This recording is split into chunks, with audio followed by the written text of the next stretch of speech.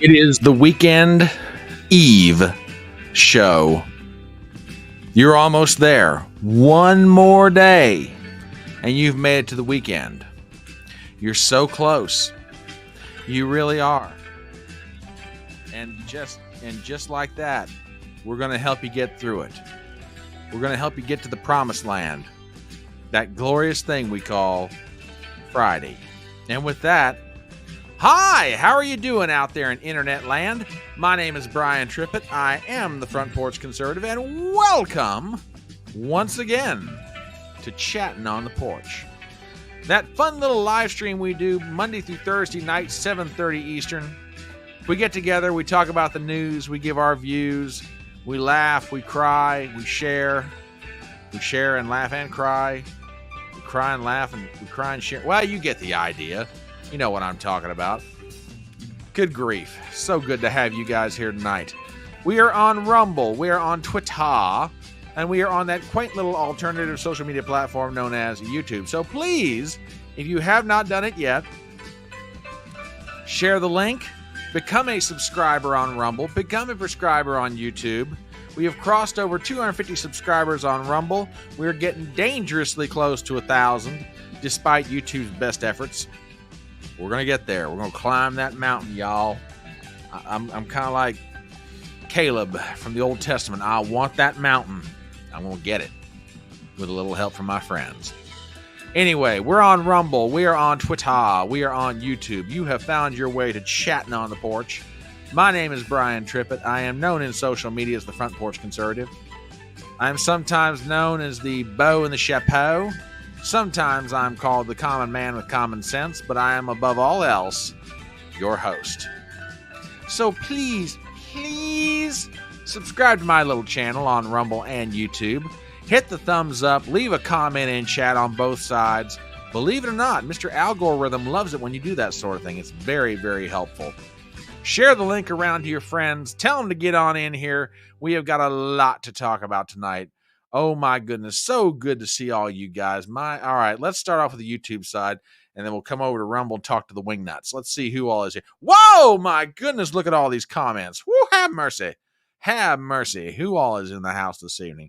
Miss Z Highness. Mwah, hello, darling. So good to see you. Gypsy. Today, for me, it felt like Freaky Friday, but a Thursday, everything was off. Yeah, I kind of get that vibe too. I understand. There's a lot of juju out there, and some of it is not very good at all. So I understand exactly where you're coming from, sister. But in the meanwhile, glad to have you here on the porch. Let's see who is here. I did, and I will be spreading that one around. Absolutely, sir. And we probably will be talking about that for Front Porch Brunch on Saturday. But yes, I did see it. So yes, thank you for letting me know. Adam is in the house. Adam, I got some of the stuff you sent me as well, so thank you. And yes, we will be definitely talking about all that. Let's see. Lovely Lana is here. Thank God it's Thursday. I know a day early, but I work Sunday through Thursday, so it's well, good for you. And lovely. Enjoy the beginnings of your weekend. Don't drink too much and stay out of trouble, young lady. I'm just saying. I mean, I don't need to be getting a message over Twitter telling me that I got to bring bail money to where you're at and get you out of jumpsuit orange, okay? That's just all I'm saying, you know. I'm too old for those late night runs. That's just bad. Midmo is here. Midmo, a fist bump for you, my friend. Let's see, who all else is here in the house? My goodness, I got a bunch of people. Rhonda! Mwah! Please provide a trigger warning before airing Kamala clips. My cat is watching and she can't afford to lose brain cells. Fair enough. I can do that. And we've got a few Kamala clips this evening, so I will give you fair warning so you can hide your cat. I think that's only fair. Let's see who else is here in the house this evening. Hello, David. Yes, and I've got some updated information I'm going to pass along for the benefit of everybody. Good evening, sir. A fist bump to you. Hi. Hello, good looking, you gorgeous thing, you. And tomorrow night, ladies and gentlemen, I am on this lovely young lady's channel. Right here. Oh, be quiet. There. This lovely young lady's channel. There we go. I can get the poke. No, shut up, Brian. Okay. I'm getting the point correctly here. So you're getting the point. Tomorrow night, 6 o'clock Eastern. Discord, will you cool it over there? I am on Tracy's channel. We're doing a review of The Three Musketeers, the Disney version from the early 90s on The Man in the Iron Mask. DiCaprio, Depardieu, Irons, Malkovich, and Gabriel Byrne. So yes, 6 o'clock, her channel tomorrow night. Come over. Say hello to us. Let's see who else is here. Hello, my lovely. Mwah. So there you go. There you go. All right. So you're going to try and stay out of jail. I'd appreciate that. I'm getting, Minmo, I promise you, I'm not ignoring it. I'm getting to it, brother. I'm getting to it. I'll probably do it this weekend. I promise you I'll do it this weekend. Sorry. And I'm sorry that I have not put it up sooner, but yeah, it will definitely be addressed. So my apologies. Let's see who else is here so far. Jessica's in the house. Don't know that I have any more brain cells to lose. Well, darling, we'll do our best to help you hang on to what you got left. Of course, in your case, you're so crazy, brain cells aren't even an issue anymore. But with that in mind, good to see you, my dear. Let's see who else is here this evening. Ruben's in the house. Yeah, all right. Appreciate it. Appreciate it indeed.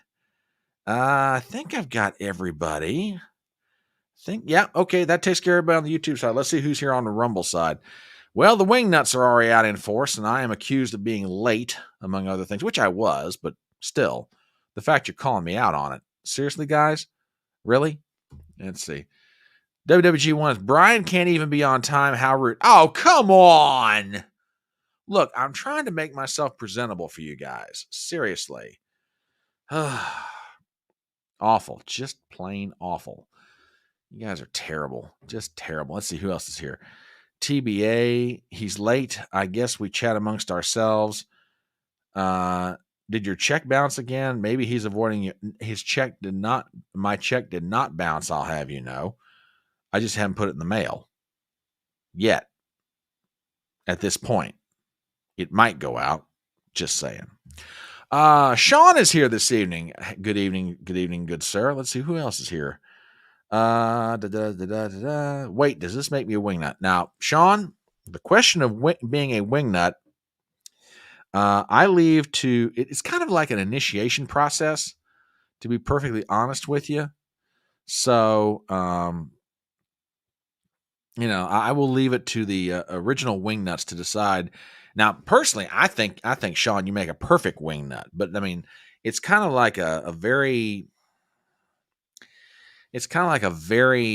I won't say exclusive club to get into, but they're tough. They've got standards, man. They got standards. Low standards, but they've got standards. I mean, just saying. So I'll let them work it out with you. It's not like getting initiated into the mob or anything, but I've heard some stories. I'm just saying. All right. With that, let us get into. Now this is a low blow. This is a low blow. This is very untoward. How dare you? How dare you? Terrible, terrible, terrible, awful. Darius is in the house. Hello, brother. Wow, we got quite the crowd coming in here tonight. Loving it. Loving it. No, I am not passing over you, sir. I'm trying to work my way back to your original comment. Thank you. I am not passing over you. You might make me pass out sometimes with some of the things you say, but I'm not passing over you. So there you go. Oh, man. I tell you, the abuse I take as a host, it's just awful. It is really just plain awful. Just terrible. Oh, goodness. Hang on a minute. I got to write myself a note here.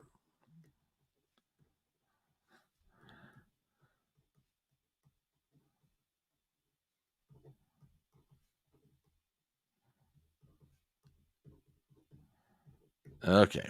All right. There we go. I'm reminding myself of something. Yeah. It really is. Well, yeah, that's true, too. That is very true. Indeed, it is true. Oh, goodness. Yeah.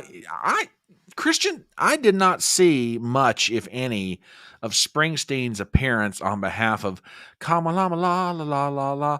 Was he well received? Was he really well received?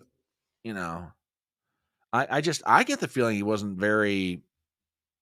It just didn't come across well. But that I could be wrong. I could be absolutely wrong. Anyway, all right, good man. I tell you what, we got a fun crowd tonight. Thank you guys so much. I don't. I need to say it more, and I try to do it as much as I possibly can. But man, you guys are just the coolest audience on the internet. You really are. We're a small little band at this point, and it will get bigger. It's going to bust through one of these days. As I jokingly tell people all the time, I'm, you know, too silly to know any better, too stubborn to quit, and too ornery to die. And that's kind of how I feel about this channel. This channel is going to break through at some point. I mean, I am not going to be denied. This thing is going to go up like a rocket. Hopefully it stays on course, but it will go up like a rocket. So, thank you for everything you guys do, the sharing. I tell you what, you guys have been passing along memes. You've been pointing out articles. You've been sharing stuff. You guys have just been absolutely genuinely awesome for all the stuff you're sharing, you're sending to me. You give me material to work with, stuff to keep an eye on, yada, yada, yada. I mean, I've said it before. I mean, I love what I do with the amount of time I've got, but I must admit I'm very envious of full-time content creators that have the time in the day and the staff to be able to, like a Benny Johnson or a Tim Pool or all those cats. And again, I'm not green with envy to the point that I hate on anybody. They've worked their butts off to get where they are, but I do envy the fact that, that they've got, the staff and the creativity and the time to really do the things they do. But for what I'm able to do here with this little channel, I'm very excited about where it's going. I'm very excited about where it's come from. And, you guys make it worth it. You put up with me four nights a week and once on the weekend. So either you guys have self-masochistic tendencies or you really like this channel. I don't know which it is, but either way, I'm glad that you are a part of Fedora Nation, and I mean this with all my heart. I love you guys to death. I genuinely do. And thank you for everything you do to make this channel go. So there you go. All right. Now that you've gotten through the sappiest speech you'll ever hear, let's get down to business, which I know you guys came here for. The merry memes. For those of you who maybe are new to the channel, or you've just dropped in, or you're like, what the heck is this guy talking about? This funny looking man on a funny looking hat. Well, we always begin this live stream with memes that we find because, as I've said on many occasions, times are tough. You've got to find something to laugh at. You got to find something to be able to get a chuckle over or a smile out of. And, we here on the Electronic Front Porch have a unique sense of humor. Some people would be so unkind as to call it warped. I think that's just very cruel. But, with our unique sense of humor that I, your host, and you, my audience, have, memes get passed around and they find their way to this live stream and they get shared with the entirety of the internet. So with that in mind, we'll start the merry meme section of the show tonight. And, man, it is so true these days that politics affects everything. I mean, it's truly, you can't go anywhere that politics and social culture issues permeate into everything. It's ridiculous. I mean, you can't go to a concert that someone's not trying to bash you over the head with some kind of a political message. You can't go watch a movie that somebody's trying to bash you over the head with it. And now it's gotten so bad. Shopping has entered politics in the most innocuous area imaginable. Okay? Computer purchases. I've heard about a story the other day, and I could not believe this, but somebody sent me something, and I'm like, oh my goodness. I was shocked to find this out, and apparently there are major throwdowns happening at Best Buy. For example, I mean, look at this poor guy. He's trying to figure out how he should ask the transgender clerk, for a male to female USB adapter without smirking. I mean, look at this poor guy. He's sweating bullets. He can't he doesn't quite know what to do. How am I going to say this? And then you got the transgender clerk on the other end of the cash register. They got that look in their eye like, oh my God, this guy's going to say something dumb here in a minute. He's worried about what he's going to say. The other person's worried about how it's going to be said. A throwdown is going to happen. So it's like, my God, it is just awful. Can we please, of all the places to get politics out of, can we get it out of going to Best Buy, for God's sake? Oh, my word. It's just positively awful. It really is. Sheesh. Just dreadful. Just absolutely dreadful. I felt sorry for the poor guy. I mean, like I said, he probably got home and had to wring out that shirt and then throw it in the washing machine. Oh, God. Just terrible. Just terrible. TBA over on Rumble says 4 nights a week and once on the weekend. We're pretty much married by now, aren't we, Brian? Hey, look, man. Look, I got enough trouble in my life. I don't need that rumor started that I got married to you. So just saying, let's just keep that, whatever. No, I love you, TBA, even though you're nutty on our Christmas fruitcake. Anyway, moving on. Everybody's been trying to figure out how to best describe what would happen if one candidate is elected versus another when it comes to the presidential race. And, look, there's all kinds of ways to do it, but believe it or not, Jim Carrey and Jeff Daniels have figured out an absolutely fantastic way to sum up the difference of what you get if you vote for either Trump or if you vote for Kamala Harris. I know that both of them have certain political views. Jeff Daniels was the host of the HBO show The Newsroom. Jim Carrey has had various opinions about a number of things over the years, usually in the area of medical-related matters. But I never really knew that Jim Carrey was that much into politics. But believe it or not, they have both found a way together to express what happens if you vote for Trump versus what happens if you vote for Kamala. And with that, I'll let you guys hear it from their own mouth. This is a $500 a plate dinner. Good night. Oh, $500. Oh, okay. All right, no problem. Here, put us down for 4. In case we want seconds. We got no food. We got no jobs. Our pets' heads are falling off. I don't know, guys. That's pretty powerful. That is pretty powerful stuff. And I give these two boys credit. They kept it bipartisan. They didn't really say they favored Trump. They didn't really say they favored Kamala. They kept it very, very, very neutral, So I give them that. Look, I get mad enough at Hollywood stars these days for all their opinions about politics, but I give these two boys credit. They kept it neutral.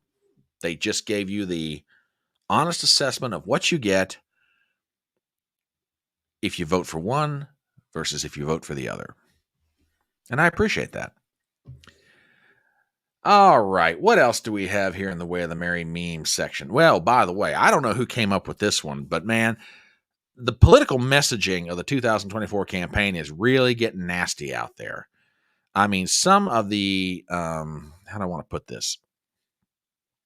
Some of the messaging is just downright nasty and just attack and impersonal and mudslinging. And like I say, I don't know who came up with this one, but I think you get an idea of what they really think of Kamala Harris.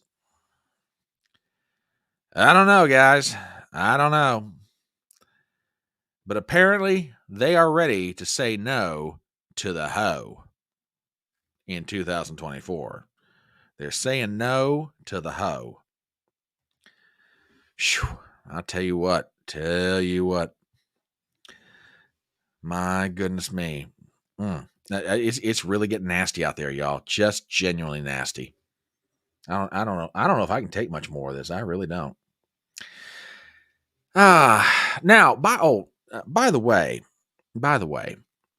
I have said before, and I will say, well, now, Darius, you may be right, my brother. You may be right. If it fits, yeah,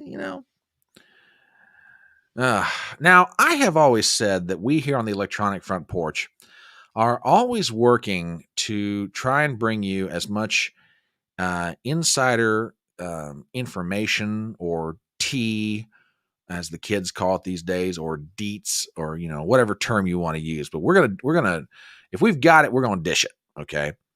And my spies have recently been out and about, and they managed to find something that really starts to explain the moment when the relationship between President Biden and Vice President Kamala Harris really went south. And it does this does start to explain a lot of different things. Truly. No, really, it does. I mean, and like I say, when my spies brought this back to me, I went, "Nah, you guys are kidding me. Really? Is this what happened?" They stand by their information. They're like, "Our sources are solid. The recordings are genuine."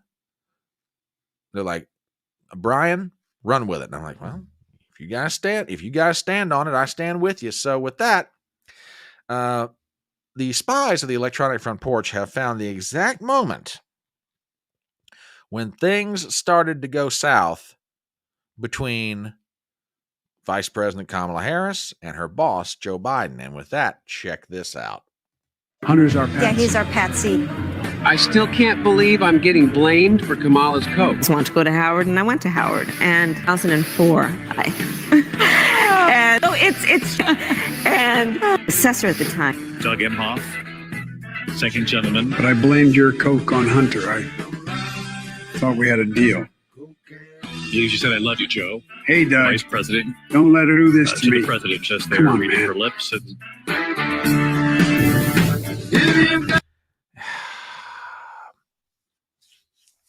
The plan was for Hunter to be the patsy.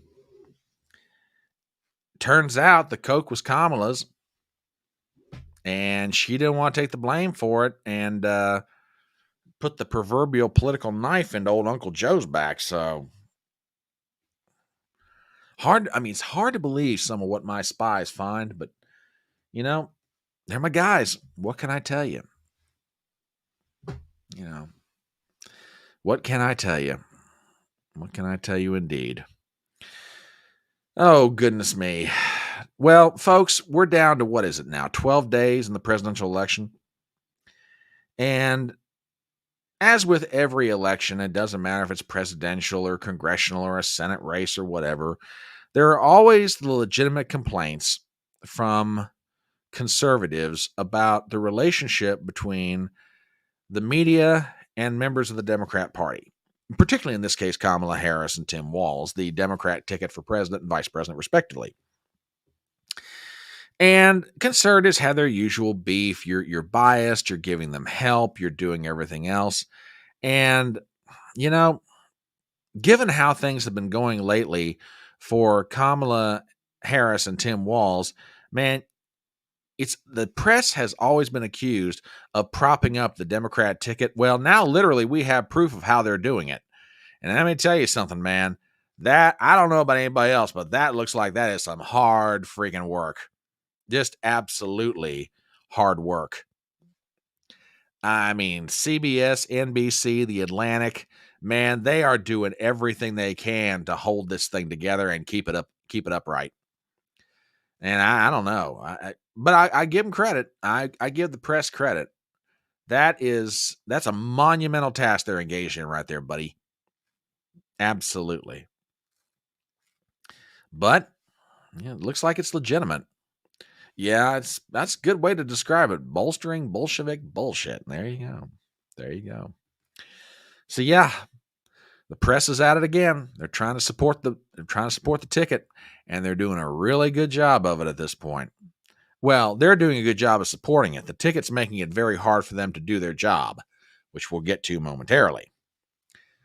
Oh, goodness. What else do we have in the way of the merry memes tonight? Now, WWG1, you got to help me out with this one. You got to help me out with this, because you sent me a meme, and Normally, when I see someone, I should say, I usually recognize who they are. Okay. But the lady in this picture, you got to help me out here. And I think you probably know which meme I'm talking about, where she's got somebody on the brain, you know. What is this? And by the way, good evening, my dear. Mwah. Hello, darling. 84 years. Oh, Lord have mercy. I will check it out. We'll check it out this evening. Oh, mercy. Mercy, mercy, mercy. But you got to help me out here because I don't know who this lady is. But apparently, they say that Donald Trump gets in everybody's head. And once he's there, oh, don't show that one. I deleted it. Okay, that was sent by mistake. Thank you. Okay, that one's out. All right. Once again, the spies of the electronic front porch have been hard at work on your behalf. Because contrary to what you think, they're not really working for me. They're working for you, my audience. These boys and ladies, because let's be honest about it, sometimes a lady can get something out of somebody that a guy can't. These folks have been working very hard to try to get information for you about, all the inside scoop that they can get their mitts on, And let me tell you something. People have been wondering about the state of mind of Kamala Harris.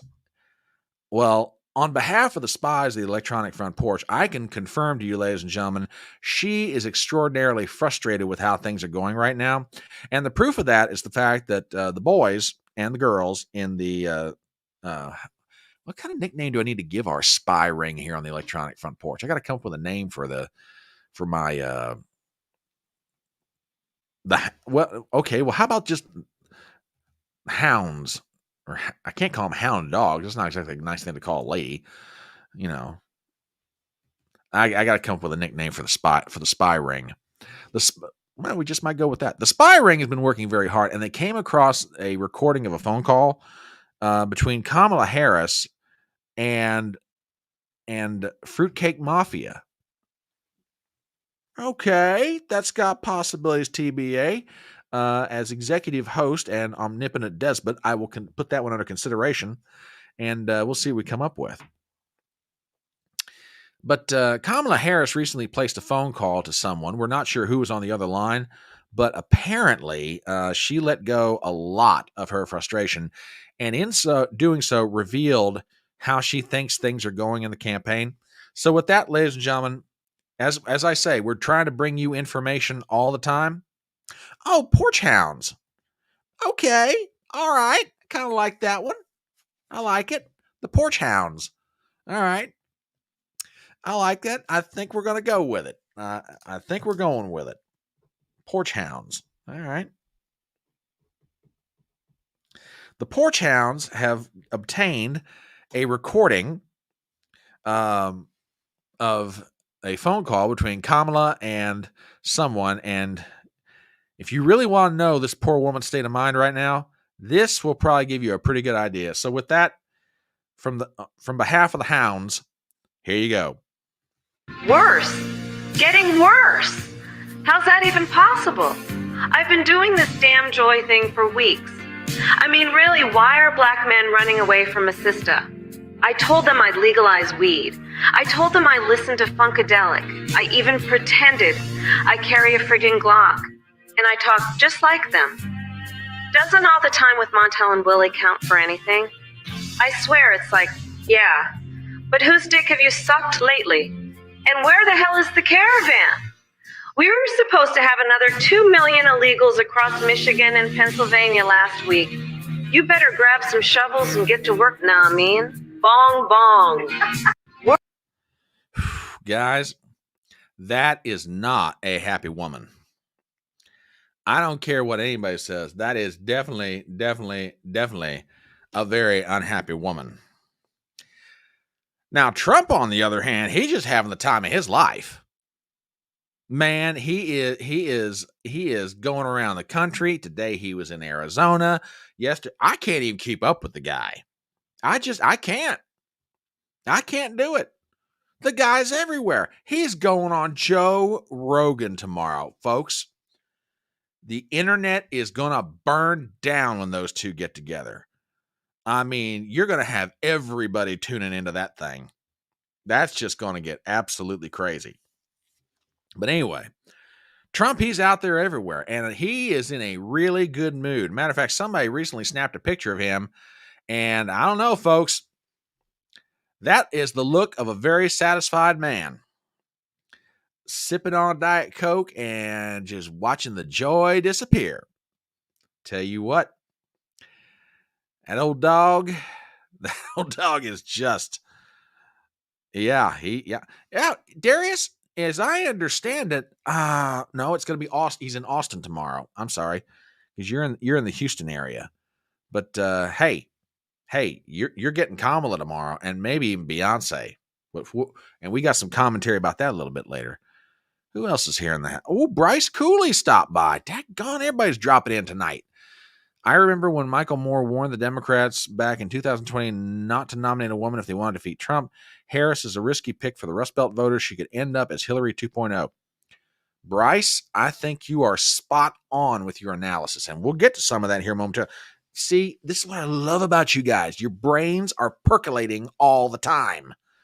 You know, I mean, I've said you are the smartest audience on the internet. Daggone if you're just not like hitting on all cylinders. The synapses are firing. You know, the chat goes back and forth with each other. You guys are great. Yeah, 59th day in a row this guy's been doing something. It's insane. Absolutely insane. Oh, God, I saw that. Yes, I think you're smart. I absolutely think you're smart. Among a whole host of other things I can't mention on the air, but never mind. Trying to keep this family friendly. Anyway, before I get myself in trouble here. Yes, you guys are the smartest audience on the internet. I absolutely believe that. You know, and it really has very little to do with your host. It has everything to do with you guys. You bring it. You bring it. Oh, thank you, love.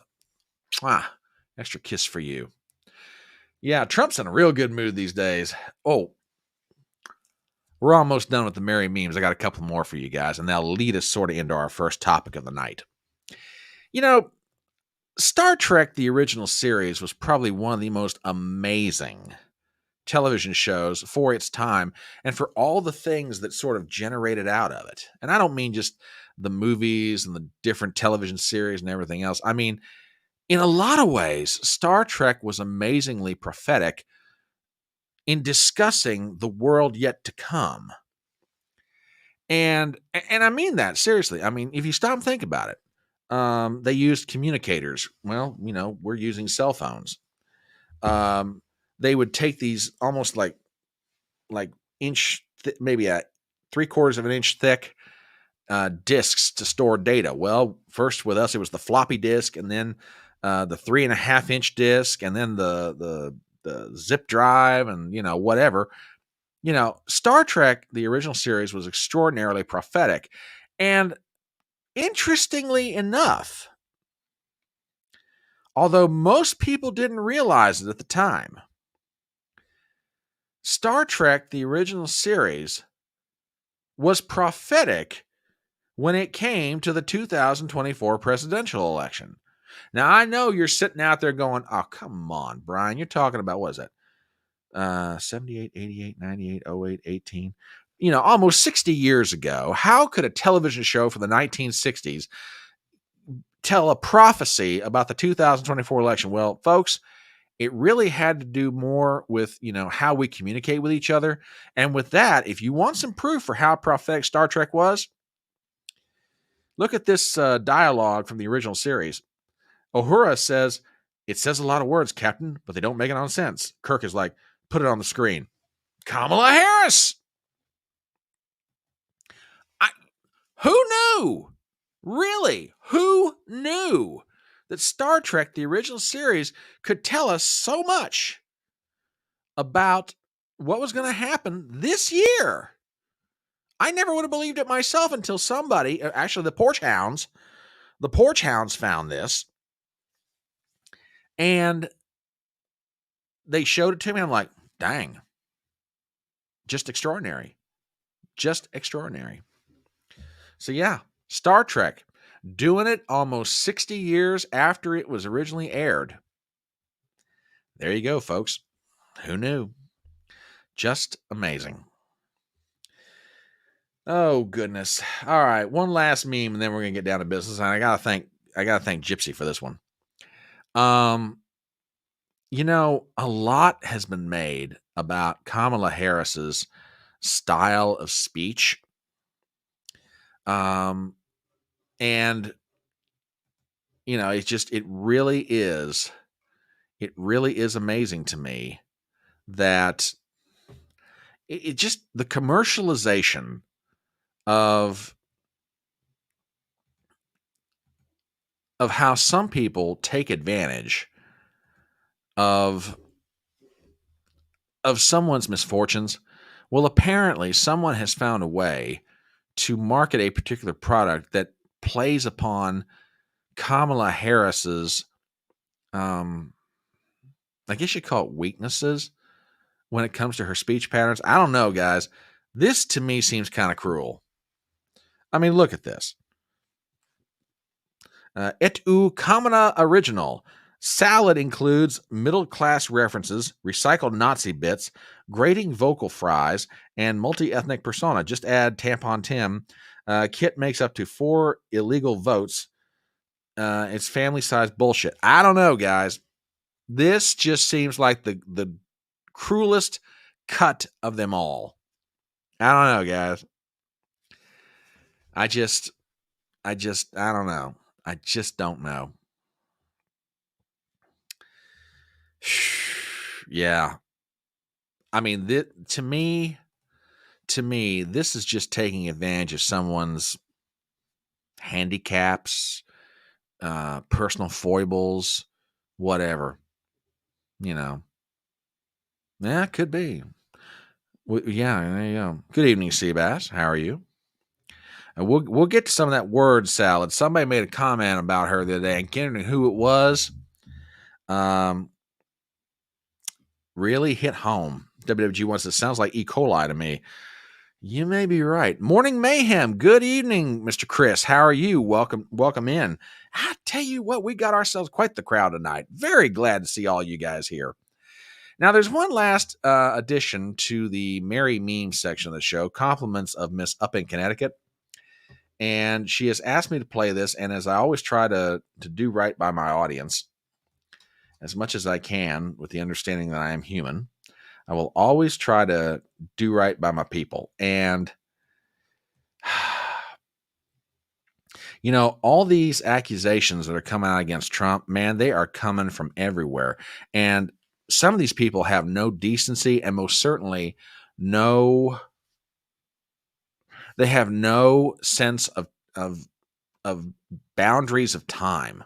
I mean, some of these accusations are coming out from 5 years ago, 10 years ago, 20 years ago, 30 years ago. Well, now one's come out that this one may take the cake. I don't know about you guys, but this one just dropped in the last few hours, and I don't know. To me, this one's so over the top, nobody should believe it. But you know what? It's going to make its way into the political bloodstream of the country. So with that, we got to deal with it. So here you go. And I've never spoken of him until now.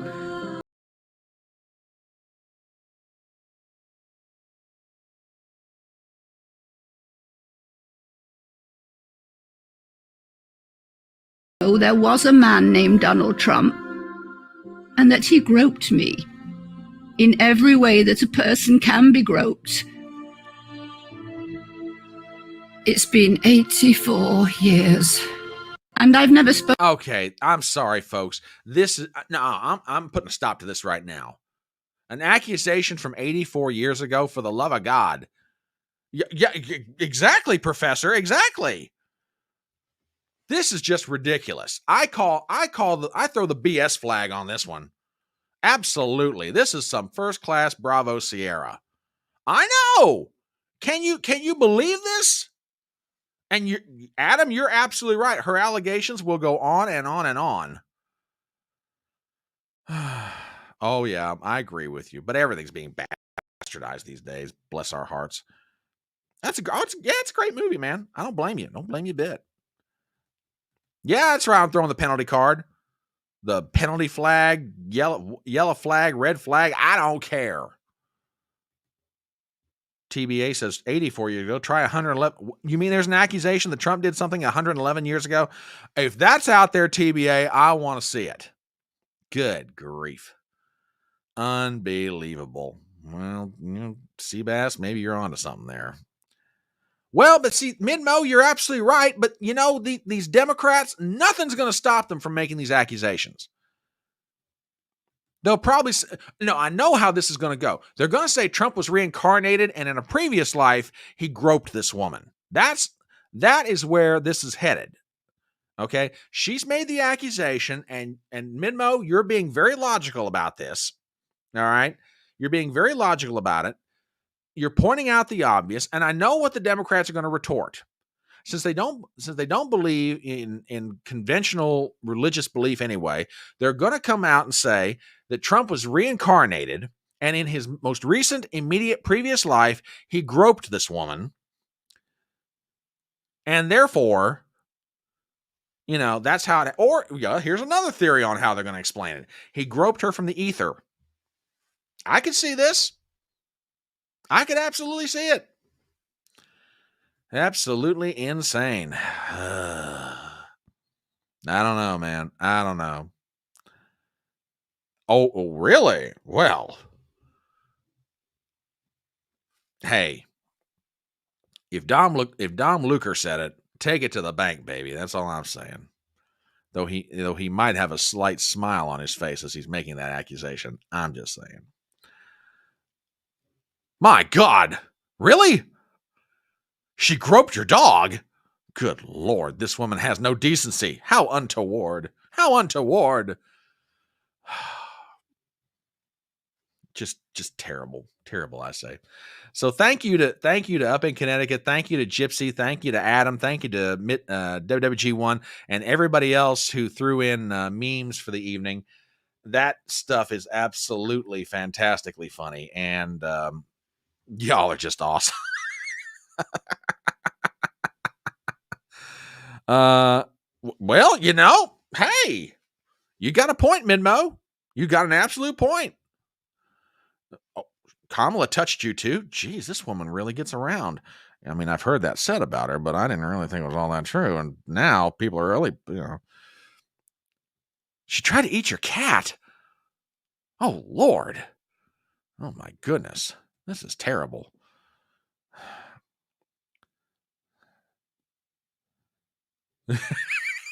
That's actually true. That is actually true.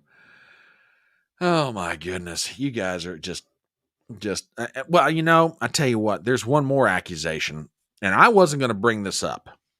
I wasn't. But look, we're trying to get everything on the table. We're all trying to figure out ways how to defend it, and you can't defend against it if you don't know about it. There's been another accusation that dropped against Trump. Now, this was from earlier in the afternoon, and we have to thank WWG1 for bringing this one to the electronic front porch. But, look, you guys cannot defend against this when you're talking to your friends or your coworkers or whatever, unless you know about it. And with that, man, I'm having a hard time believing this, but Trump is even being accused of this. I mean, look at this guy. This guy says he was inspecting a new vengeance weapon when he felt Trump touching his pee-pee. Then he stole all of his ideas.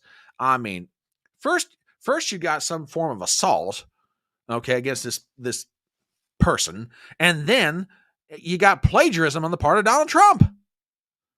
I mean, my God, will Donald Trump not stoop to any length to get the presidency back? Good grief. My word, it's out of control, people. It's out of control. I don't know if I can take much more of this. Fortunately, this is water. Thank God. And with that, cheers.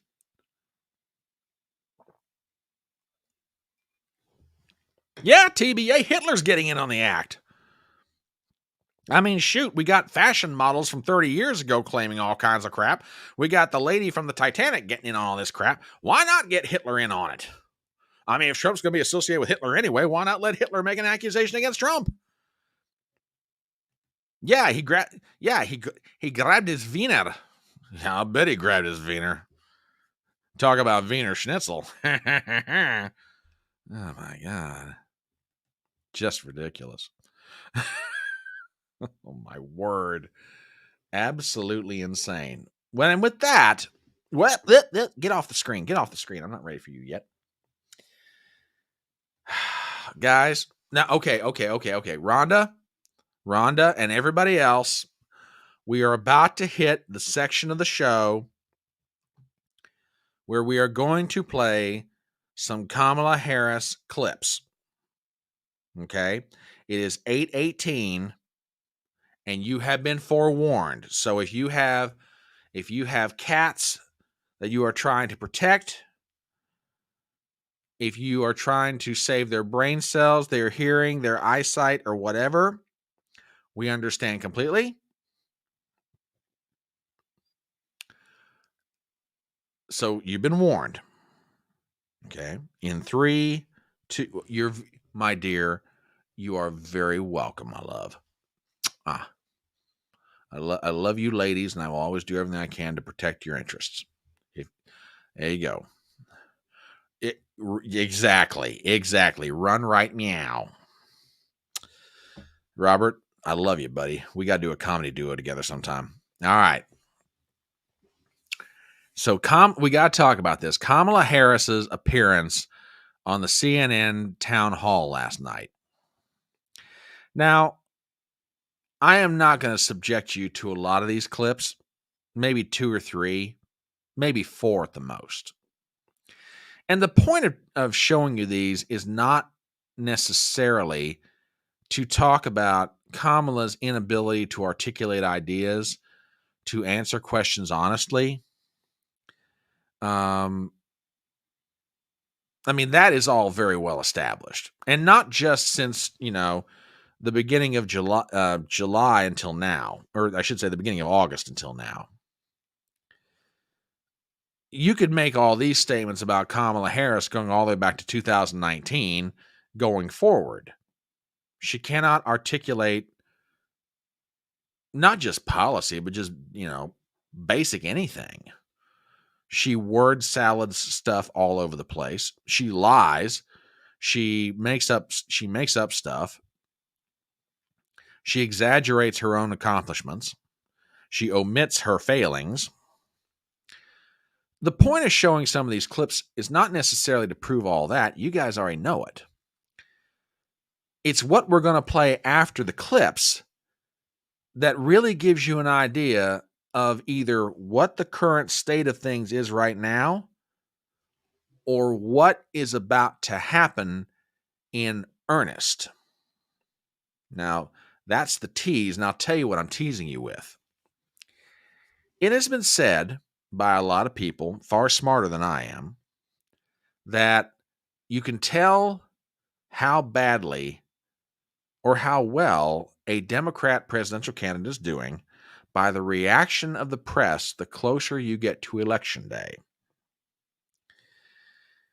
And more recently, to always give credit where it's due, Rich Barris made the comment, when the press starts to turn on you, if you're a Democrat running for president, that's a pretty good sign things are not going well for your campaign.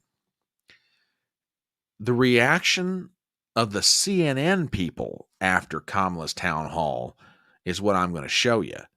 And I really think it ought to give some encouraging thoughts to all of us. Not to say I don't know it's, again, a long way from here to November 5th, but there are signs and portents out there that give me hope. And with that, let us play the first clip. And, Kamala, she's still marching to the tune of this, Trump loves Hitler, Trump's love dictatorship, Trump's love everything else. And one of the questions that she got asked by, fashion model Anderson Cooper, who is a fashion model trying to pose as a journalist. Check this one out. Do you think Donald Trump is a fascist? Yes, I do. Yes, I do. She's not mincing words, folks. It's like, he's a fascist. He is an absolute fascist. And she goes a little bit further with that. Okay. She takes that one step further. Check this one out.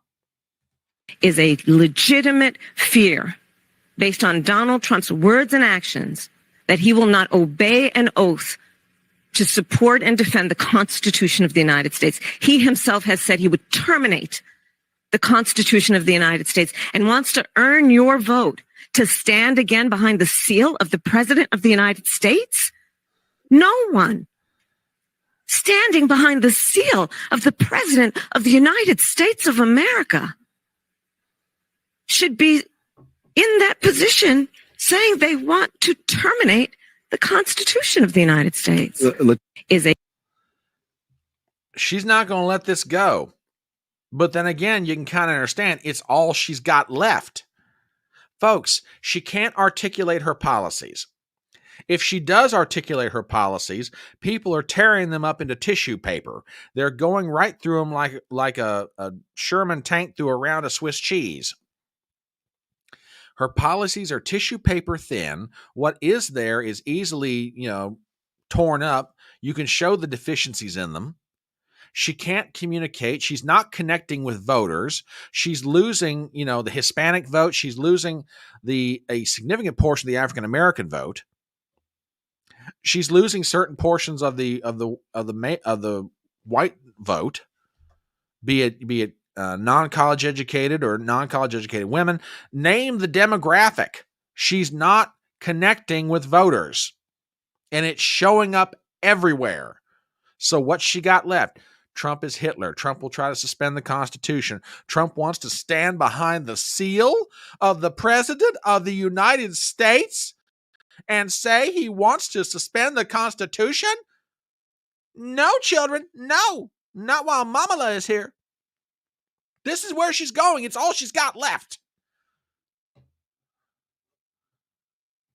Who was it? Yeah, absolutely, dear. Absolutely. Patty asks, do you notice it? Yeah, there is a shift. There is. Oh, hang on to that, Patty. Hang on to that, darling. Hang on to that. Because we got some clips here in a minute. It's going to make the point. Yo, yeah, I agree. Well, let me address something right now. And I'm sure we all are scared to one degree or another. Guys, it's like I've been saying for the past few nights. Go vote. Do your job. To quote Bill Belichick, do your job. Don't worry about the noise. Don't worry about the everything else. Do what you can do. I'll do what I can do. You start on one side, I'll start on the other, and I'll meet you in the middle. And I think, Lord, if you're listening, our efforts are going to be rewarded. But don't let your fear override what you got to do. Don't let it paralyze you. Don't let it keep you from being you. Don't let it stop you from you doing you. I give that advice to myself. I share it with you. So yeah, Kamala's got nothing left. I mean, there's a great line I remember back in the day. FDR once said, "We have nothing to fear but fear itself." The legendary congressman from Texas, Dick Armey, once said, "The Democrats have nothing to offer but fear itself." And boy, are they doing a good job of it right now. He'll suspend the Constitution. He'll tear up treaties. He'll get us into wars. Just the projection is just ridiculous. But it's all they've got. It's all they've got left. They tried to drop 2 October surprises yesterday. One of them, well, actually in the past 48 hours, one of them was tore up inside of 2 or 3 hours, and you guys heard me ranting about that one last night. And then late in the afternoon yesterday, the whole 32 years ago, a model was groped by Donald Trump and Jeffrey Epstein at Trump Tower. That story is being debunked very quickly. The inconsistencies of it are being debunked. For example, this model claims that they walked from Jeffrey Epstein's place to Trump Tower. The only problem is the place where they walked from, Jeffrey Epstein didn't own until about 3 years after the fact. Turns out this lady was also a volunteer in Barack Obama's campaign and a supporter of his. And she's a current supporter of Kamala. WWG1 says, you ranted last night? I didn't notice. Well, I'm sorry. I'll try to rant better next time so you do take notice. Man, the standards you guys hold me to when I rant is ridiculous. Jeez. I saw that. As if this election couldn't get interesting enough. Anyway, so I will give Kamala this from last night. She did take questions from the audience. And again, she can't differentiate herself from Biden, and she can't explain why she's any different. I got one clip here, and to be perfectly fair, it's not the complete answer to the question, but again, you see her problem, her continued problem. It's the problem she's had ever since she got into this race. And with that, put the earmuffs over your cat's ears and check this out. Considering you have been in the position of vice president for the past 4 years under the Biden administration, how can we expect you to deviate from the direction of that administration compared to your own? How can we differentiate your policy and your beliefs from that of Biden's? Okay. That question took 16 seconds out of a 1 minute and 33-second clip. Now, here's the rest of it. Great question, and thank you. Well, first of all, my administration will not be a continuation of the Biden administration. I bring to this role my own ideas and my own experience. I represent a new generation of leadership on a number of issues and believe that we have to actually take new approaches. For example, what we talked about in terms of housing. My experience that leads to that priority includes what I did to take on the big banks around the foreclosure crisis when I brought billions of dollars to homeowners that were the subject of predatory lending. I know what homeownership means to the American people, not to mention what it meant to my mother, who worked very hard and saved up so that by the time I was a teenager, she was able to buy our first home. I bring to it my experience actually taking care of my mother when she was sick, and it was, as it turned out, dying from cancer. And so I know what it means and have the experience of taking care of an elderly relative, and I have raised children. And I have a problem with that last one. She raised children? Really? We're going to talk about that here in a minute. But anyway, here's the rest of the answer. So I bring to my priorities and will, as president, a new approach and a new idea, frankly, about what we need to do to deal with the sandwich generation. Folks, I want to ask you a question, and I am genuinely serious about this. Okay? I really do mean it. Aside from I'm a different generation, which she said very early on in that answer, can somebody please explain to me what it is, how she answered the question? How are you going to be different than Joe Biden? I mean, she says, I'm not going to be the same as Joe Biden, but doesn't, I mean, again, and I'm asking this because I want to make sure I'm being completely honest with myself, if nothing else, but I can't figure it out. I consider myself to be a reasonably intelligent person, but I can't navigate that word salad and come up with an understanding of what she's trying to say. Again, I'm not trying to be, believe me, I have not one reason in the world to like Kamala Harris politically, personally, or otherwise, but I will try to be fair with her. Please, somebody help me understand how she answered the question. I don't get it.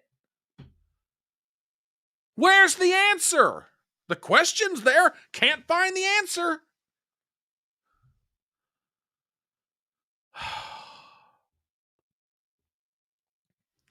It's just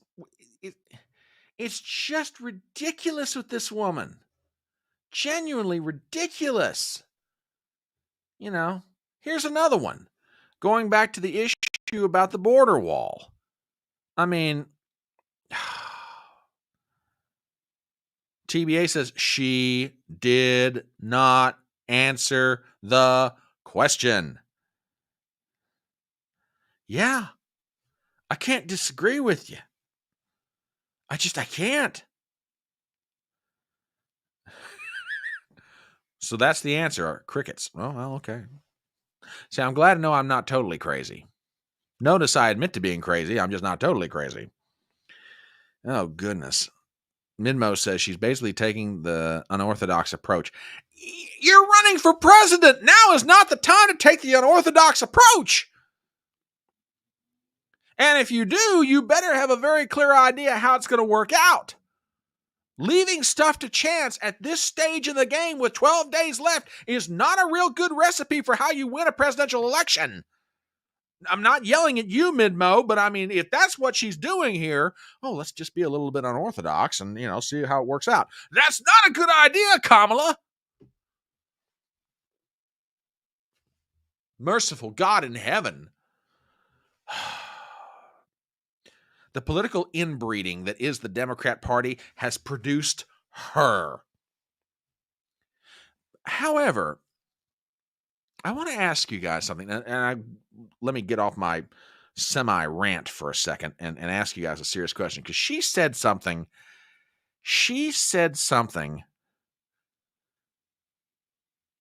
that I hadn't really thought about till now, but it's, for me, very revelatory. So, when Kamala Harris was born, mother and father were married. They made the decision, the parents, at some point to divorce. He was, by and large, out of her life, according to Kamala Harris. Mom raised her and her sister. Okay. How old was Kamala Harris when her mother died? I'm just curious. If somebody knows, I'm not saying, just drop whatever, but if somebody knows off their top of their head, drop it in chat, because I'm curious. Because I'm starting to wonder if Kamala Harris didn't end up the way she is, in part because of her mother dying. I'm not going to say really young, but when Kamala was Okay, so Kamala was 44. Well, never mind. But the absence of her father makes me start to think, between that and, other factors, we'll just leave it at that, it starts to make me wonder, is that why Kamala has the relationship with men the way that she does? I don't know. Maybe I'm grabbing at a straw here, but it kind of ran through my mind. She said my mom died of cancer, and I thought, wonder how old Kamala was when her mom did die. Was it relatively young? Maybe in her 20s? Something like that. Might explain Kamala's relationship with men over the years. Just saying. So the border wall. Kamala's visiting the place. She said in the past it's a vanity project. Here's Anderson Cooper asking her a very good question. Is a border wall stupid? Well, let's talk about Donald Trump and that border wall. Why does she do this? Why is everything with her a damn cackle? Let's talk about Donald Trump and that border wall. Does she not have any idea how off-putting that is? I'm sorry, y'all. I'm really not trying to bash this woman tonight. Lord knows I was torqued enough last night. But what is it with her? Yes. Thank you. Okay, I'm not the only one.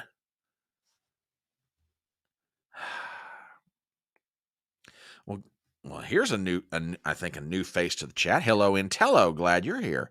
Most women in the West are secret whores if they're in good relationships with even if they have good relationships. Now, okay. Now, wait a minute. Hold on now. There are some women are secret whores. That's an interesting way to put it. I don't know if I totally agree with that whole assessment.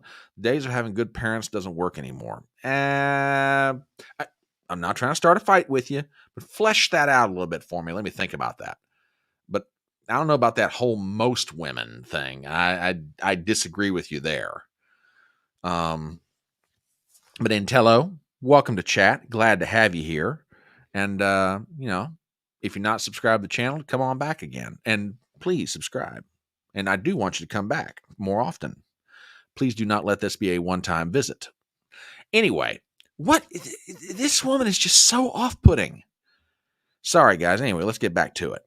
Here you go. So remember, Donald Trump said Mexico would pay for it? Come on, they didn't. Face. How much of that wall did he build? I think the last number I saw is about 2%. And then when it came time for him to do a photo op, you know where he did it? In the part of the wall that President Obama built. But you're agreeing to a bill that would earmark $650 million to continue building that wall. I pledge that I am going to bring forward that bipartisan bill to further strengthen and secure our border. Yes, I am. And I'm going to work across the aisle to pass a comprehensive bill that deals with a broken immigration system. I think Jackson's question, part of it was to acknowledge that America has always had migration, but there needs to be a legal process for it. People have to earn it. And that's the point that I think is the most important point that can be made, which is we need a president who is grounded in common sense and practical outcomes. Like, let's just fix this thing. Let's just fix it. Why is there any ideological perspective on it? Let's just fix the problem. And Donald Trump had it fixed, may I respectfully remind you, until you and Joe Biden came along and blew the thing up. I mean, again, projection. She wants something done. What I'm getting at is it was already done. I mean, just one thing after another with this woman in this town hall. Just incredible. Okay. One more clip from Kamala, and this is the one that I really want to focus on for a minute.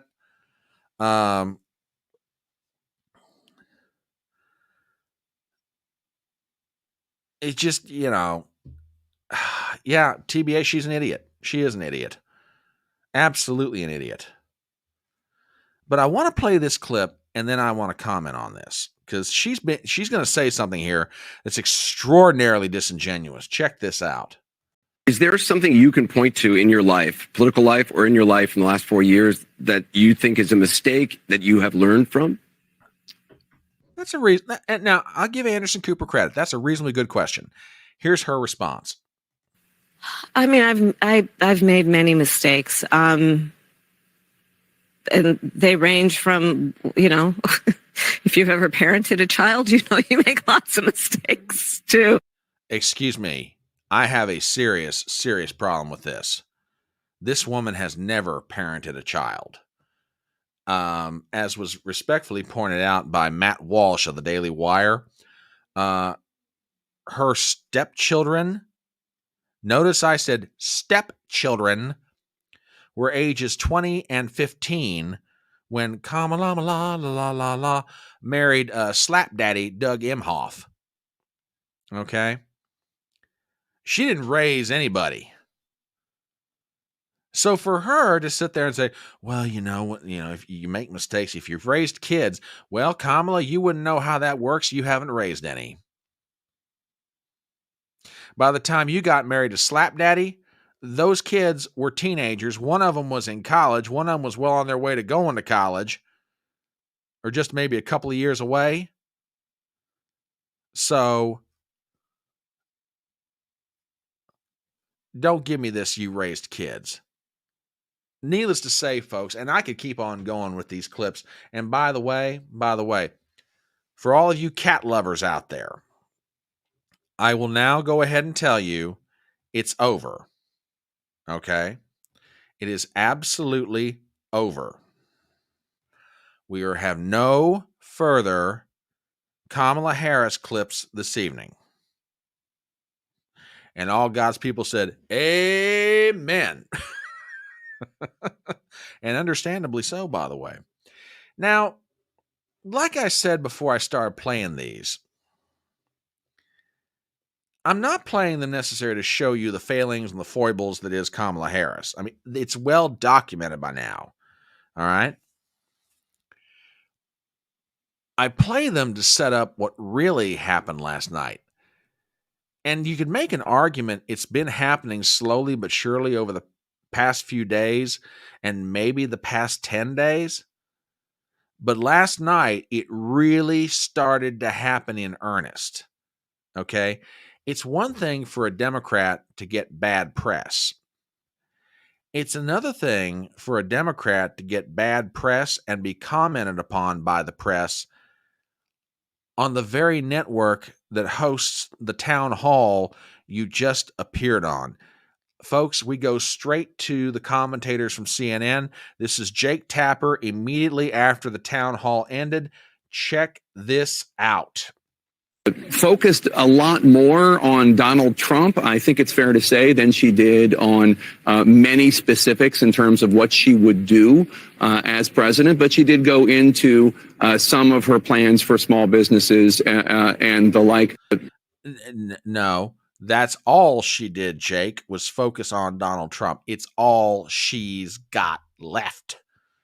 And he wasn't the only one. Dana Bash, who has interviewed Kamala Harris on many occasions, gave her first post-convention interview.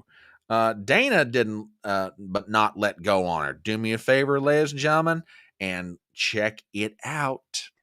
Well, I'll just tell you what I'm hearing from people who I've been talking to, and that is that if her goal was to close the deal, they're not sure she did that. And, you know, some people have asked, is she being held to a different standard? Maybe, but that's maybe the world that she's living in.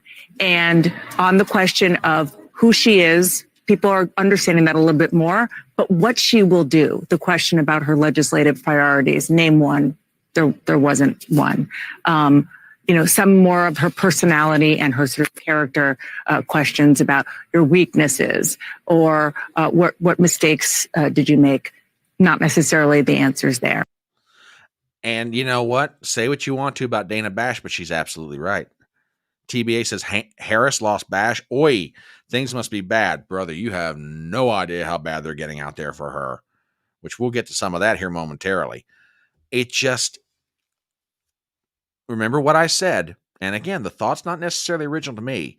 You can tell how well or how bad things are going, but particularly how bad things are going for a Democrat candidate for president.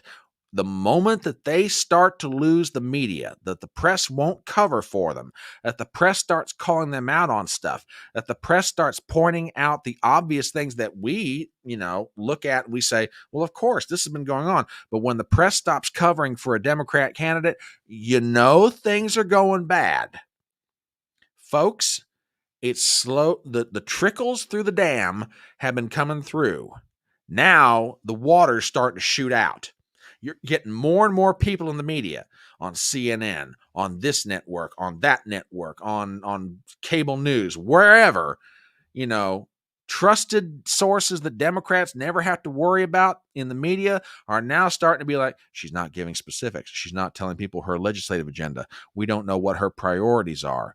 Why is she just attacking Donald Trump all the time? You're getting more and more of this with every passing day. And yeah, Adam, I absolutely agree with this. Brother, you said it better than I ever could have. This levee is about to break. At least as far as the relationship between this Democrat nominee for president and the mainstream media, it's about to bust loose. and they cannot hold this back much longer. If they go another 11 or 12 days of covering her ass, I'm telling you right now, credibility, right out the window. Not that they've got that much left anyway, but whatever they've got left is going right down the toilet. It's going to be a race to the bottom against the tidy bowl man. You know, that swirl that goes down. Yep. It's a race between the tidy bowl man and the mainstream media about which one can get to the bottom of the toilet quicker. That's exactly where we're going here. Oh, goodness. David Axelrod, a Democrat's Democrat. David Axelrod last night after the town hall started to explain something about Kamala. And he's a former Obama guy, and we know Obama doesn't like Kamala anyway, so I kind of understand why he did this. But he did something last night that I never thought I'd see him do. And with that, ladies and gentlemen, check this out. When she doesn't want to answer a question, her habit is to kind of go to word salad city. And she did that on a couple of answers. One was on Israel. Anderson asked a direct question, would you be stronger on Israel than Trump? And there was a 7-minute answer, but none of it related to the question he was asking. Oh, my God!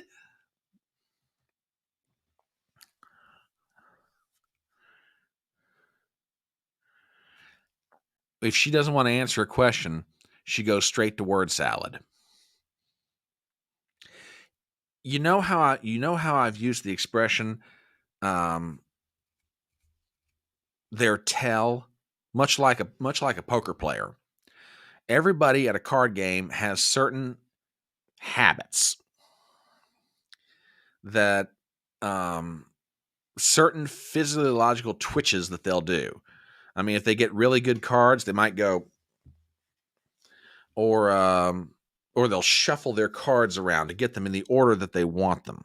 Okay, as opposed to looking at the cards and saying, "All right, I've got a combination for an inside straight here. I just need one more. I don't need anything else." And her tell, she's got many of them, by the way. Okay, but David Axelrod said it best.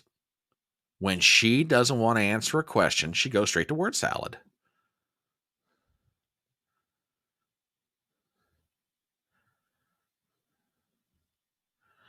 And, Intello, this is something that we here on the Electronic Front Porch have been asking ourselves now for, and again, Intello, you have obviously come to the right place because you're demonstrating in your commentary so far why it is that you are now part of the smartest audience on the internet. So you better stick around, daggone it. But yeah, this is the question that we've been asking ourselves for quite a while. If she can't negotiate interviews against American media, what's she going to do against Xi Jinping of China, or Kim Jong-un of North Korea, or Vladimir Putin of Russia? I mean, I could go on. Name the world leader. Okay? What's she going to do against these people? She can't talk to people here in America. Do I really want to send her out on the world stage? More so than she's already been as vice president? Good God, no. She's terrible. Absolutely awful. One last media reaction, and this comes not from CNN necessarily. Frank Luntz, legendary focus group guru extraordinaire, appeared, I believe it was on CNBC this morning, and had some commentary about Kamala's appearance. And,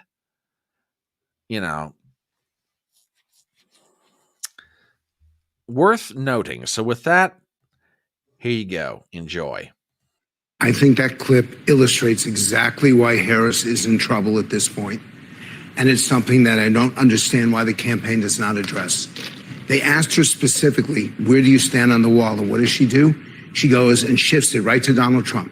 Immediately mentions him twice within the first 5 seconds. She still hasn't closed the deal. She still hasn't said to people exactly what she would do. In fact, what she should have done in the opening of that town hall is said, I want to tell you what I'm going to do in the first hour, in the first day, and in the first week. And it's going to take me 5 minutes. So Anderson, you're going to have to sit tight Here's what we're going to do by 1 p.m. She didn't do any of that. She hasn't told the public step by step what she's about. Let me ask you. You know what? I have little to no use for Frank Luntz, but in that moment, he is absolutely right, folks. He really is. He's not wrong. She's not telling anybody what it is she's going to do. I have often said, it doesn't matter if it's politics or anything else, people want to be a part of something. They want to be affirmational and they want to be inspirational. What do I mean by that? They want someone to appeal to their aspirations, someone that understands where they are and says, let's go higher. And therefore, by appealing to aspiration, you are becoming inspirational. Come on, y'all. Let's build this. Let's go do this thing. Whatever it may be. You know, and it's not, and again, this is not necessarily confined to politics. It's true in life. How many times have you guys felt aspired and inspired by someone and you said, you know what? That's my guy, or that's my gal. That's my leader. That's my ride or die, as the kids say these days. But you know what I'm talking about. Someone has appealed to your aspirations as a human being on some level regarding some issue. And not only have they appealed to your aspirations, they have inspired you to follow, and we can make this thing happen. Let's go do it. She can't do that.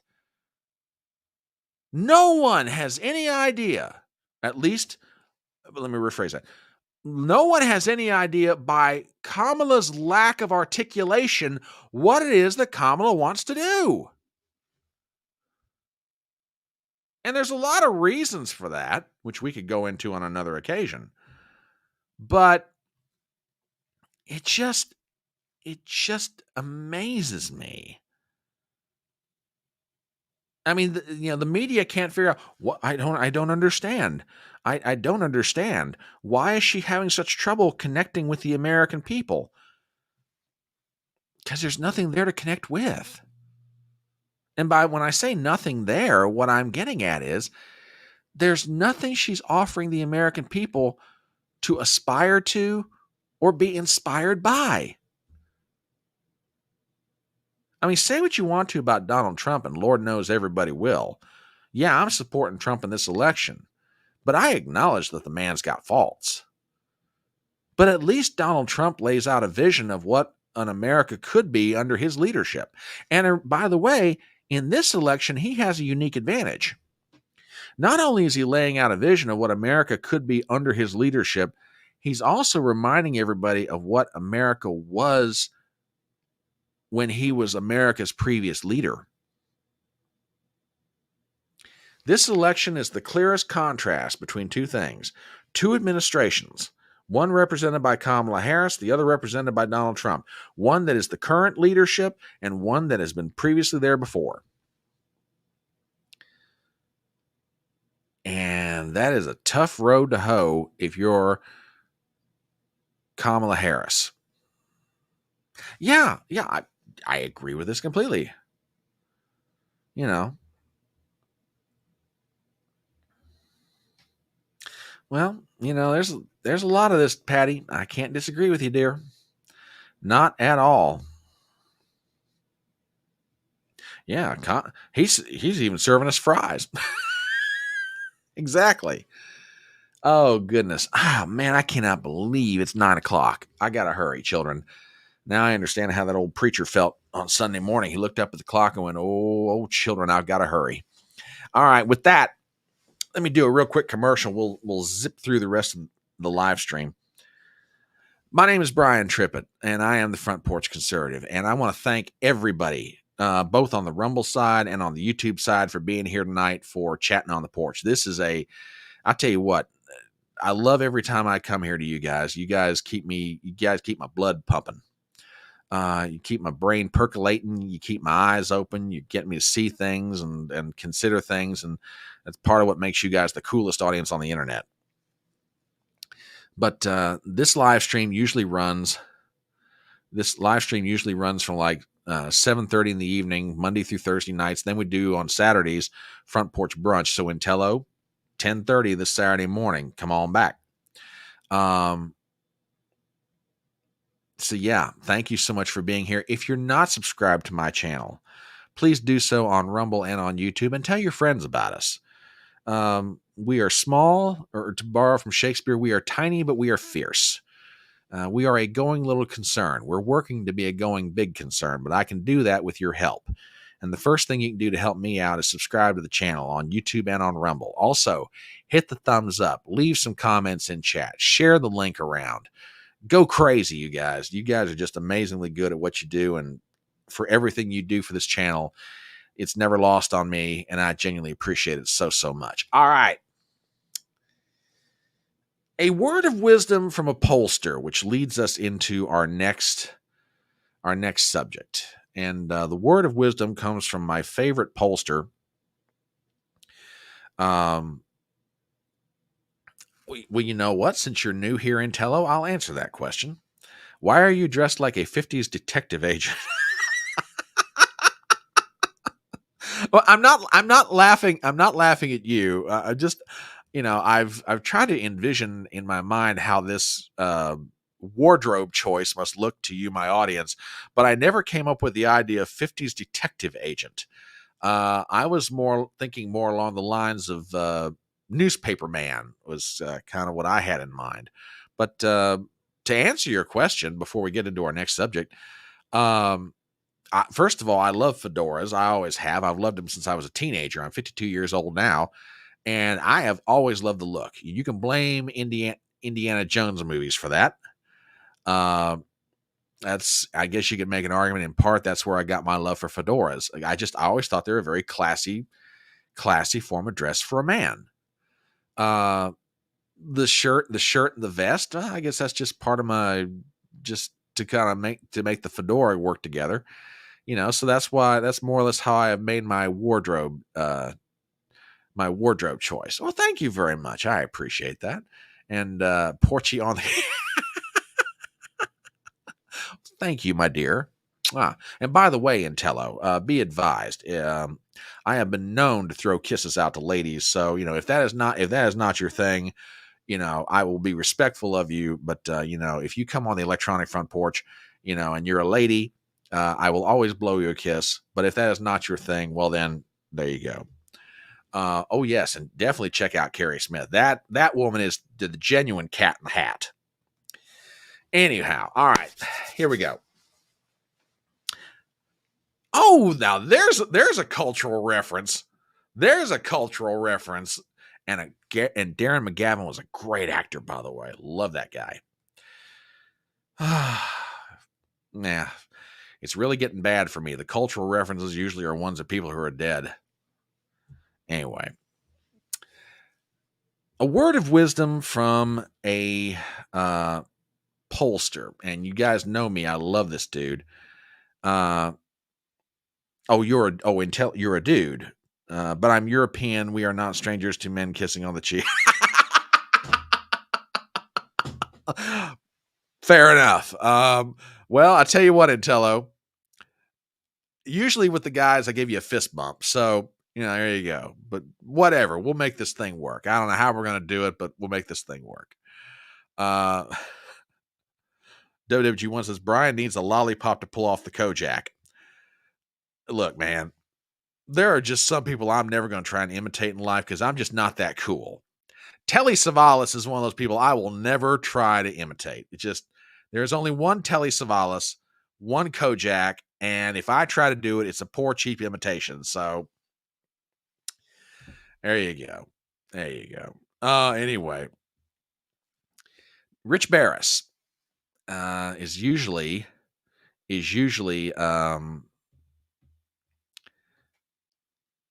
given words of wisdom, especially in days leading up to elections. And he had one today that I take to heart for myself. I pass along to you guys just by way of advice. His word of wisdom is, forget one poll here and there. It's the trend that matters. Now, why do I bring this up? I bring this up for a very simple reason. and it's this. I want to show you guys something. I want to take you to the Real Clear Politics average of polls, of all the national polls. And man, this thing is getting tight as a tick. But there's a story behind that. There's a story underneath that story. This is the Real Clear Politics average of all national polls that have been done from the beginning of October to now. And if you take everything and aggregate them all together, Kamala Harris has a 0.2% lead. Okay. Now, I bring this up for a very particular reason. Historically, let me take you back 8 years ago. On this same day in history, in the RCP average, Hillary Clinton had a 5.5-point lead. 4 years ago on this same day, Biden had an 8-point lead. Kamala Harris, it's a tie. It's an absolute tie. Now, you may be looking at that saying, okay, Brian, that's nice. I don't really believe polls. Fair point. But I need to point out something to you guys. It's not so much that I'm trying to show you the polls as that I want to show you the trend. Let me take you back to, I don't know, let's call it, all right, yeah, beginning of October. I want to show you guys something.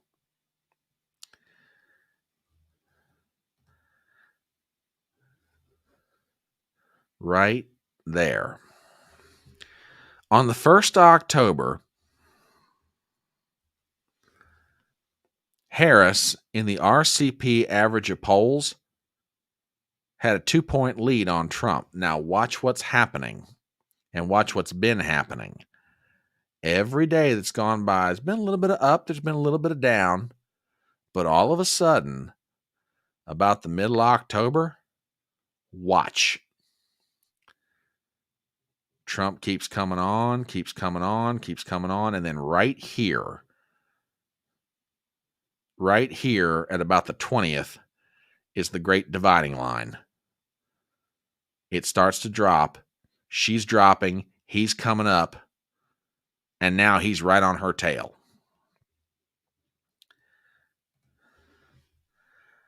This thing is a long way from being over, guys. It really is. A long way from being over. I'm just saying, if you look at the trend of the national polls, Trump is right where he needs to be, and he's got 11 days left after midnight tonight. And everybody here, including European friends in Tello, you guys know how Trump gets in the last week of a campaign. He's going to come on like a freight train. If history is any guide to what's about to happen next, Donald Trump is absolutely going to bring the house. He's going to bring a 11-man blitz. He's going to come at Kamala from every angle. He is going to be doing 2 or 3 rallies a day. He's going to be changing out airplane pilots so he can keep flying around the country, do a midnight rally here and do a sunrise rally there, whatever. He's going to go crazy. Okay. And I got to give Donald Trump this. 78-year-old man right now is absolutely outworking a 60-year-old woman. Okay. Now, again, I don't know what's going to happen on November 5th. Do I acknowledge that a lot of weird, shall we call it, election fornication could happen on the part of the Democrats? Yeah, I do. Okay. But it's not going to stop me come November 5th from going to vote. I know where my polling place is at. I can walk right to it.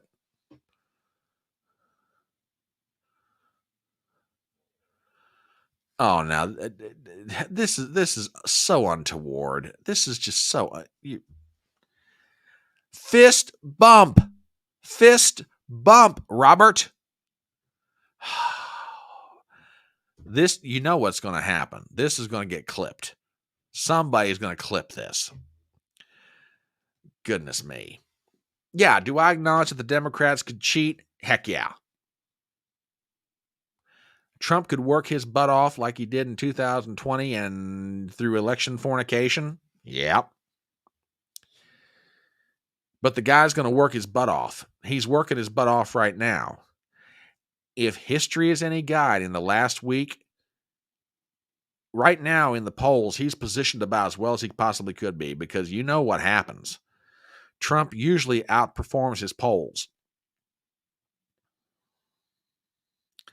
Now, I could go through and show you guys the rest of the polls for the battleground states, but for the sake of time, I'm gonna forego that. I'll probably save it for Saturday. But I bring this up, and I'll even save the mail-in vote, the early vote information, and believe me, that's going extremely well for Republicans. I'm just saying, guys, we have reasons to be optimistic. And they're not false reasons. And they're not, oh, let's give each other copium and hopium. I'm not trying to do that with anybody. I mean, I'm behind this microphone right now saying what I'm saying, in part, not just for you guys, but also for me. Okay? Because I mean, you know, to borrow a story from the Bible, you know, I can be just like Peter. I could step out on the water to walk on it, but then every so often I'll look up at the clouds and I'll hear the wind and I'll see the lightning in the sky and I'll see the rain and I'll take my eyes off what's important and I'll sink. Guys, let's keep our eyes on what we know is real. Let's keep on walking toward what we got to do. Hold hands together if we must. But let's keep on doing. Oh, this small time, I saw your comment from earlier, and brother, I absolutely believe you. You're right. No time to be overconfident. No time to anything else. But yeah. We have to overcome. I agree with that. Overcome the tomfoolery. That's a good question, Intello. Maybe for another hour. You know, that, Intello, that is a great question. I'll answer this one briefly. I don't think MAGA supporters are going anywhere. Let me give you the perspective of one American, okay? This is just from me, and I'm sure everyone here can articulate this and will in their own way to one degree or another. But to answer your question, I don't think MAGA is Donald Trump. MAGA was not born out of Donald Trump. Rather, I think the reverse. MAGA brought Donald Trump to the American political stage. MAGA is not Donald Trump in that when he leaves, MAGA goes away. I think MAGA is here to stay. Now, what shapes and hues and colors it takes on after he leaves the political stage is yet to be determined. But I think that the leadership of the next generation of the America First MAGA movement, if I may use that term, I think it's pretty well in place. You got Vivek Ramaswamy, you got Carrie Lake, you got J.D. Vance, you got Josh Hawley, you got a bunch of youngsters coming up. I say youngsters, I'm 50 years old, but then again, some of them are younger than I am, but you get my point. They're younger than Trump. They're a different generation of America First MAGA, okay? I don't think MAGA's going anywhere. I really don't. It's going to change when Trump leaves the stage, but it's here to stay. And if Trump does win, he's got the potential to transform the Republican Party into something that it hasn't been in a very long time. Okay?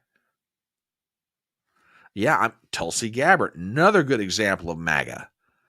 I mean, you could throw Elon Musk into that if you want to. I mean, MAGA's not going to stop when Donald Trump leaves the stage. Win, lose, or draw come 11 days from now. Okay? Okay. All right. Well, that's fair. I can understand where you're coming from on that one.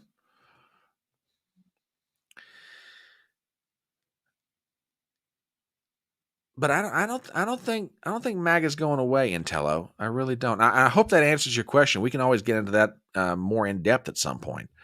But yeah, that's where I think we're at. Oh, on that one, my European friend, you are absolutely right. Mention the name Mitch McConnell or Mitt Romney. It's kind of that line from that old Paul Simon song. They spit on the ground every time his name gets mentioned. And if they ever get their hands on that boy, they'll put him in the house of detention. The days of pre-Trump politicians, don't get me wrong, the establishment of the Republican Party, it's still around. It's still going to try and exert its influence, especially after Trump leaves. You think the civil war inside the Republican Party right now is something? Wait till Trump steps off the political stage. That's when the fight's going to take place. Okay? But anyway, let me tell you what, since I need to bring this train into the station because you guys have a life and so do I, and some of this stuff that I had prepared I'll save, but there's a couple or three things just to kind of cleanse the palate that I'll leave you with tonight. One of them I'm going to have to save from Saturday. So, Gypsy, your story about witches and Donald Trump, I'm saving that one for Saturday. And Midmo, my promise to you, we're getting into your stuff on Saturday, brother. And my apologies that I haven't addressed it sooner, so that's on me. But let me jot myself a note here real quick, and I'll get to the palate cleansers. Or I should say, the nightcaps, as I like to call it. Witches and Trump.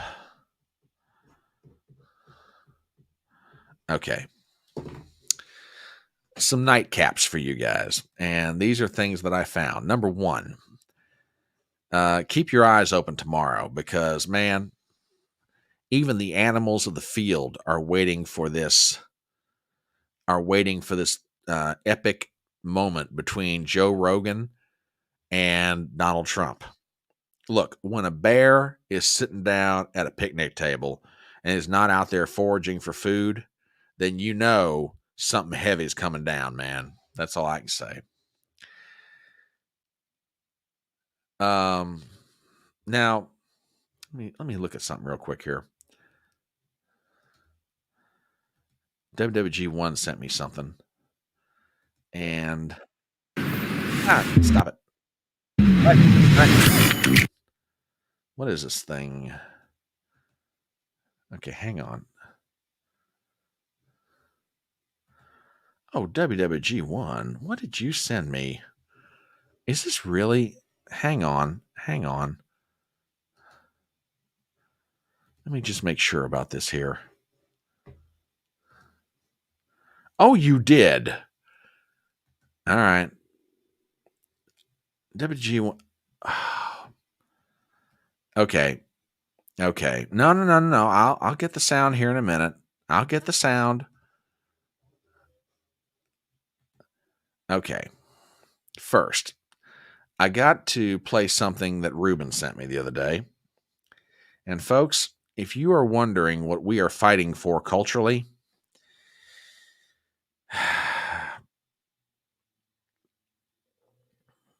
yeah, we need to get into that one too. That's huge.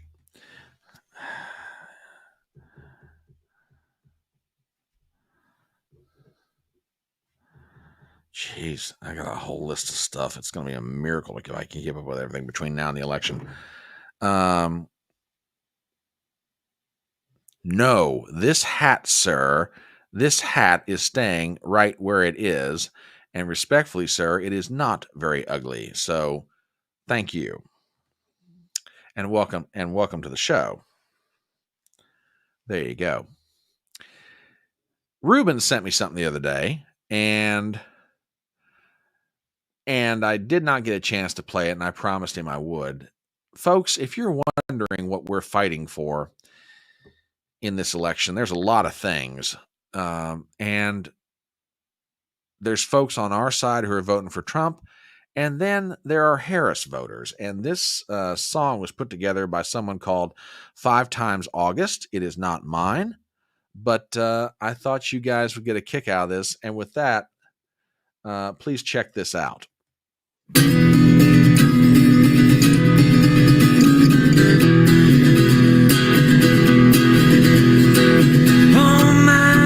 Times, everybody's angry, living lies, and you broke your woke folk think you're gonna save the day. You gone out of your damn mind, kids. Nobody cares about what you say.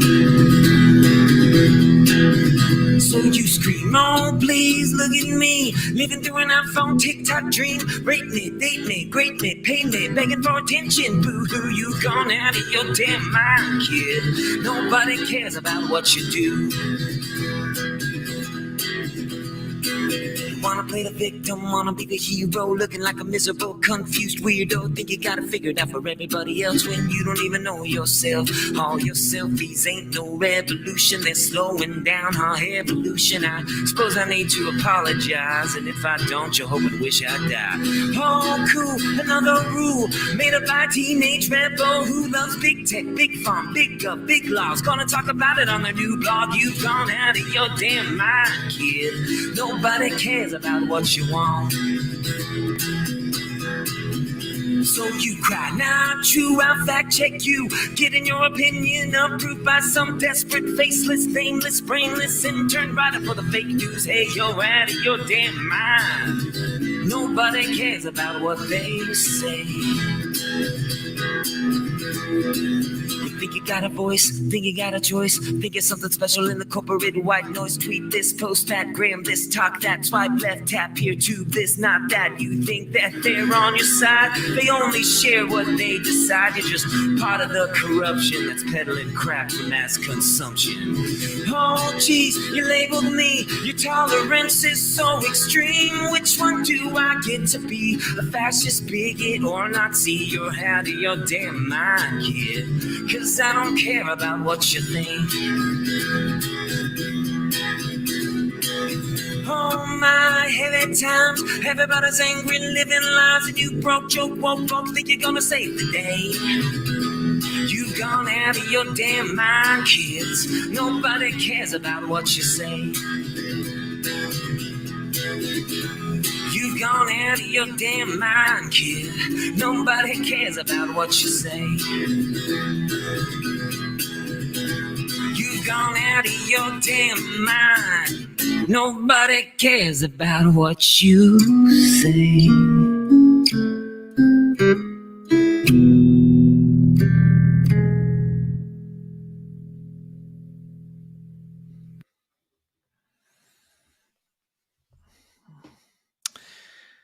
Yeah, folks, if you're wondering what we're fighting up against, I'll give you an idea. Just saying.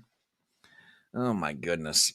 So I gotta thank Ruben for that one, and I gotta thank 5 Times August, who is a singer and songwriter, and I love that one. That's actually really good. So Ruben, hat tip, brother. All right, a couple of more things, and we'll hop out here. I gotta play this. Some WWG1 sent it in. Something about mutant giant spider dog. Look, if you guys wind up getting nightmares out of this one,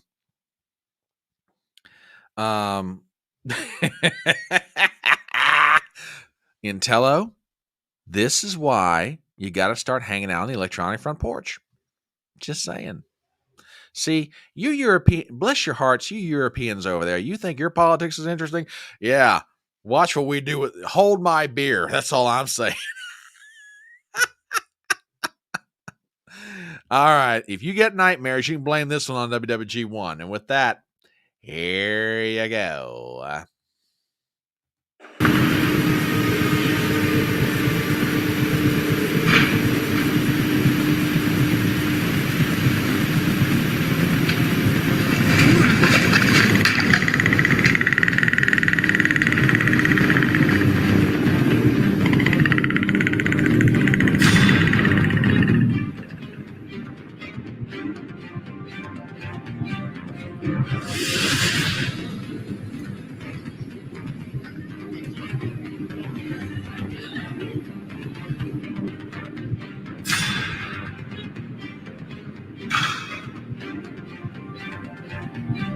Oh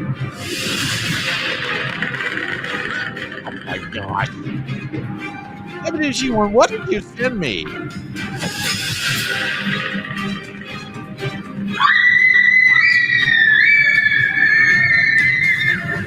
What in the actual world?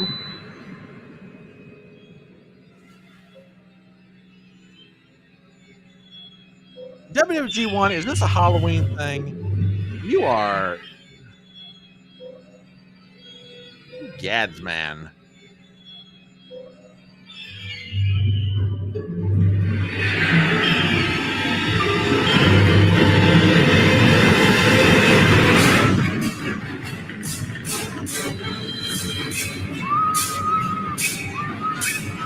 Crazy.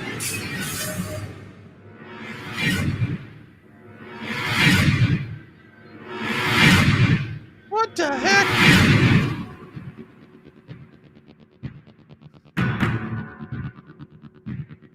Okay.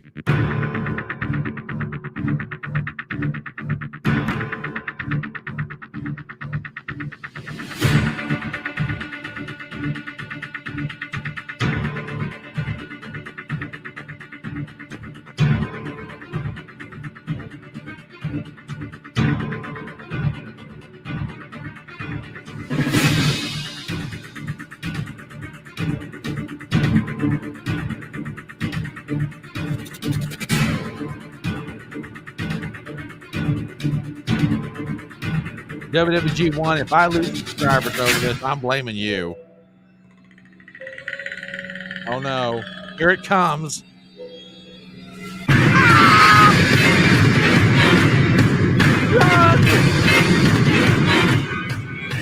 Yep, you had it.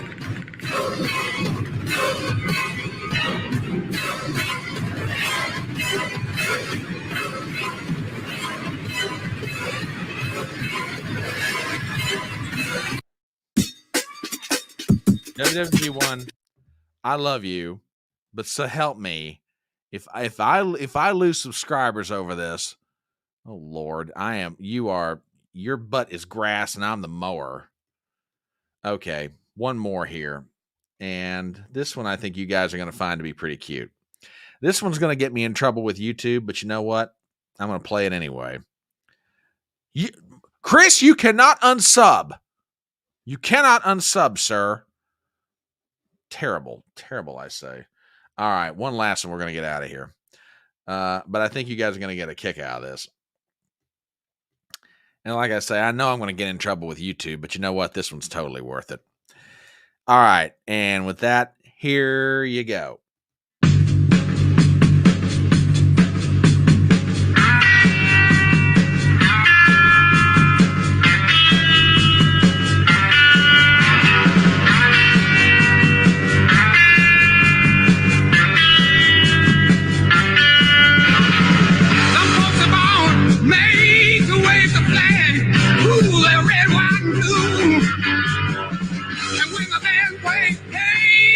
Chief, I want the cannon at you now.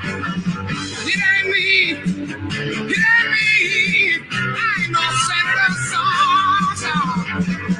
It ain't me. It ain't me. I ain't no fortunate pawn. Some folks are on silver spoon in hand. Y'all don't help themselves, y'all. But when the tax man comes to the door, y'all the house look like a rummage sale. It ain't me. And the interesting part about it is I could see Donald Trump playing the guitar like that. Anyway, I found some of that stuff. I hope you guys enjoy it. And with that, we're going to bring this train into the station. Anyway, thank you guys so much for being here tonight. I genuinely do appreciate it. Love you guys very much. Tomorrow night, 6 p.m. Eastern, I will be on Tracy's channel. And please show up. We're going to be reviewing a couple of movies. This Saturday morning, 10:30 a.m., Front Porch Brunch. Please come back. We've got a lot of stuff to talk about. I got stuff from tonight I didn't even get to yet. Going to have a pretty good day Saturday morning. Love you guys very much. And for new folks who found their way to the electronic Front Porch, we leave you with this admonition from the great American philosopher Tom T. Hall. Just remember, it's faster horses, younger lovers, older whiskey, and more money. Love you guys. Thank you so much for one hell of a good time. We'll see you Saturday morning. See you tomorrow night on Tracy's channel. Bye-bye.